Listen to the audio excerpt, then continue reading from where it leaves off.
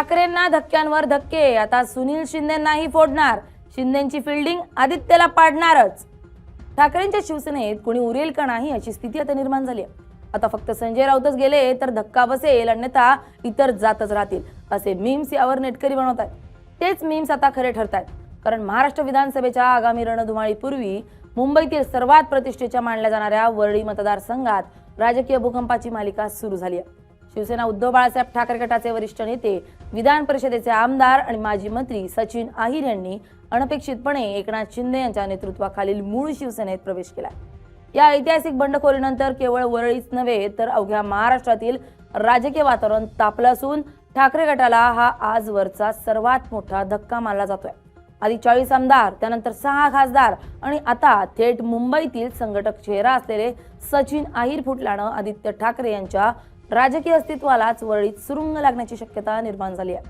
या मोठ्या राजकीय घडामोडींनंतर वरळीत ठाकरे गटाचे दुसरे खंदे शिलेदार आणि माजी आमदार सुनील शिंदे यांच्याही नावाची जोरदार चर्चा राजकीय वर्तुळात रंगू लागली आहे.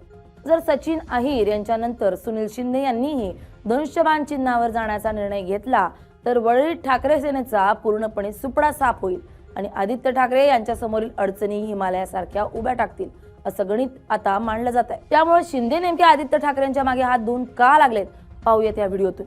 नमस्कार, मी स्नेहल चौधरी, आपण पाहत आहात LS मराठी. वरळी मतदारसंघ हा पारंपरिकपणे अविभाजित शिवसेनेचा बालेकिल्ला म्हणून ओळखला जातो.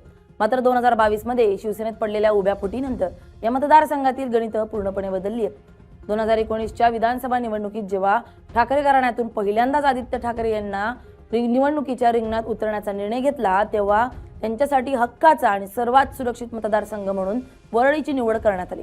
त्यावेळी आदित्य ठाकरे यांना निवडून आणण्यासाठी त्या दोन नेत्यांनी आपली संपूर्ण ताकद पणाला लावली होती. त्यात सचिन अहिर आणि सुनील शिंदे या दोन चेहऱ्यांचा समावेश होता.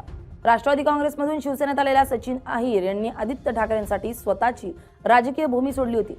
तर 2014 मध्ये वरळीतून आमदार राहिलेल्या सुनील शिंदे यांनीही पक्षादेश शिरसावंद्य मानून आदित्य यांच्यासाठी माघार घेतली होती.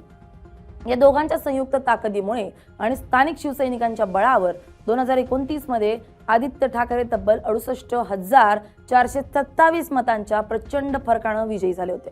मात्र त्यानंतर 5 वर्षात परिस्थिती कमालीची बदलली असून 2024च्या विधानसभा निवडणुकीत आदित्य ठाकरे यांचे हेच मताधिक्य कमालीचं घटून अवघ्या 8 ते 9 हजारांवर आले. मताधिक्यातील प्रचंड घसरण हीच मुळात ठाकरे गटासाठी धोक्याची पहिली घंटा होती. आता याच कमकुवत झालेल्या तटबंदीवर एकनाथ शिंदे यांनी थेट घाला घातलाय.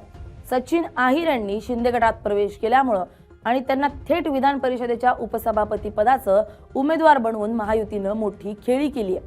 सचिन अहिर यांच्या या बंडामुळे वरळीतील ठाकरे गटाचे संघटनात्मक जाळं पूर्णपणे खिळखिळं झालंय.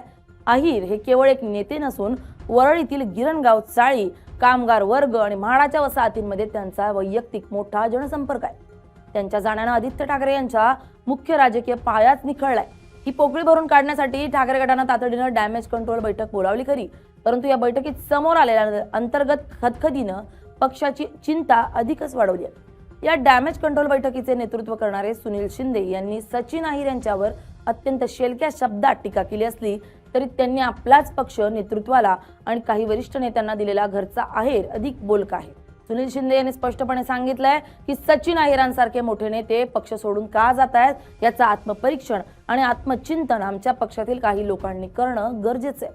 कोणाला किती महत्त्व द्यायचं आणि कार्यकर्त्यांची बाजू कशी ऐकून घ्यायची यावर विचार होण्याची गरज त्यांनी बोलून दाखवली आहे. जरी सुनील शिंदे यांनी ठाकरे कुटुंबाबद्दल आपली निष्ठा व्यक्त केली असली आणि आपण पक्ष सोडणार नाही असं जाहीर केलं असलं तरी राजकारणात अशा प्रकारची विधानं ही भविष्यातील मोठ्या वादळाची नांदी मानली जातात. शिंदे गटाकडून सुनील शिंदे यांनाही आपल्या गोटात ओढण्यासाठी पडद्यामागे प्रचंड प्रयत्न सुरू असल्याच्या चर्चांनी मुंबईच्या राजकीय वर्तुळात जोर धरलाय. जर राजकीय समीकरणांचा विचार केला तर सचिन अहिर यांच्यानंतर सुनील शिंदे हेच वरळीत ठाकरे गटाचे एकमेव स्थानिक बळ उरले. सुनील शिंदे हे 18 वर्ष वरळीत शिवसेनेचे शाखा प्रमुख होते. 5 वर्ष नगरसेवक होते आणि त्यांनी 2014 मध्ये स्वतःच्या हिमतीवर सचिन अहिरांचा पराभव करून विधानसभा गाठली होती. म्हणजेच वरळीतील तळागाळातील शिवसैनिक, स्थानिक शाखा आणि मतदारांच्या नाडीवर सुनील शिंदे यांनी मजबूत पकड ठेवली होती. जर आगामी काळात शिंदे गटाचे प्रयत्न यशस्वी झाले आणि सुनील शिंदे यांनीही धनुष्यबाण हातामध्ये धरला तर आदित्य ठाकरेंकडे वरळीत ग्राउंड लेवलवर मतं खेचून आणणारा एकही मोठा स्थानिक चेहरा उरणार नाही. माजी महापौर किशोरी पेडणेकर यांच्यासारखे नेते असले तरी प्रत्यक्ष निवडणुकीच्या मैदानात बूथ मॅनेजमेंट आणि स्थानिक कार्यकर्त्यांची फळी सांभाळण्यात सुनील शिंदे आणि सचिन अहिर यांचा हात कोणीही धरू शकत नव्हतं. सुनील शिंदे यांच्या संभाव्य पक्षबदलाच्या चर्चेमुळे ठाकरे सेनेचा वरळीतील सुपडा साफ होण्याचा धोका अधिक गडद झालाय. एकनाथ शिंदे यांच्या शिवसेनेकडे वरळी मतदारसंघात आदित्य ठाकरेंच्या तोडीचा कोणताही मोठा आणि स्थानिक चेहरा उपलब्ध नव्हता. त्यामुळेच गेल्या निवडणुकीत महायुतीला तिथं मर्यादा आल्या होत्या. मात्र आता सचिन अहिर यांच्या रूपानं त्यांना एक मोठा मास लीडर मिळाला असून जर सुनील शिंदेही त्यांच्यासोबत गेले तर महायुतीकडे वरळीचा खडानखडा माहिती असलेले दोन अत्यंत अनुभवी योद्धे असतील. या दोन्ही नेत्यांकडे वरळीतील विकास कामांची, स्थानिक प्रलंबित प्रश्नांची आणि मतदारांच्या मानसिकतेची अचूक माहिती आहे. आगामी निवडणुकीत हे दोन नेते एकत्र येऊन जर आदित्य ठाकरेंविरोधात व्यूहरचना आखू लागले तर आदित्य ठाकरेंना स्वतःचा मतदारसंघ वाचवण्यासाठी मुंबई सोडून संपूर्ण महाराष्ट्रात प्रचार करणंही कठीण होऊन बसेल. त्यांना संपूर्ण वेळ केवळ वरळीतच अडकून पडावा लागेल, ज्याचा फटका संपूर्ण महाराष्ट्रात ठाकरे गटाच्या प्रचाराला बसेल. ठाकरे गटाचे मुख्य प्रतोद सुनील प्रभू आणि इतर वरिष्ठ नेत्यांनी जरी दावा केला असला की वरळी हा शिवसेनेचा बालेकिल्ला दत्ता नलावडेंनी बांधलाय आणि एका नेत्याच्या जाण्यानं काही फरक पडत नाही, तरी प्रत्यक्ष जमिनीवरील वास्तव वेगळे. मतदार हा पक्षासोबत असतो हे खरं असलं तरी तो मतदार बूथपर्यंत आणण्याचं काम स्थानिक नेते आणि कार्यकर्तेच करत असतात. सचिन अहिर यांच्या पाठोपाठ सुनील शिंदेही गेले तर वरळीतील संपूर्ण स्थानिक शिवसेना संघटना पत्त्यांच्या बंगल्यासारखी कोसळू शकते.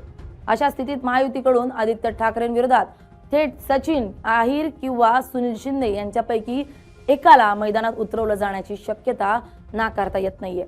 वरळी मतदारसंघातील ही फोडाफोडी केवळ एका मतदारसंघापुरती मर्यादित नसून हा उद्धव ठाकरे आणि आदित्य ठाकरे यांना थेट त्यांच्या घरात कोंडण्याचा एक मोठा राजकीय मास्टर स्ट्रोक मानला जातोय. मुंबई महापालिकेची आगामी निवडणूक आणि राज्याची विधानसभा निवडणूक डोळ्यांसमोर ठेवून एकनाथ शिंदे यांनी ही चक्रव्यूह रचना केली आहे. सुनील शिंदे यांनी तुर्तास आपण ठाकरेंसोबत असल्याचं सांगितलं असलं तरी राजकारणात कोणतीही गोष्ट कायमस्वरूपी नसते. पक्ष नेतृत्वानं जर त्यांच्या या आत्मपरीक्षणाच्या सल्ल्याकडे दुर्लक्ष केलं तर वरळीतील हा दुसरा बुरुज ढळायला वेळ लागणार नाही. त्यामुळे आगामी काळ आदित्य ठाकरे यांच्या राजकीय कारकिर्दीतील सर्वात मोठा कसोटीचा काळ ठरणार आहे, हेच या संपूर्ण घडामोडींवरून स्पष्ट होत आहे. Bureau report LS Marathi.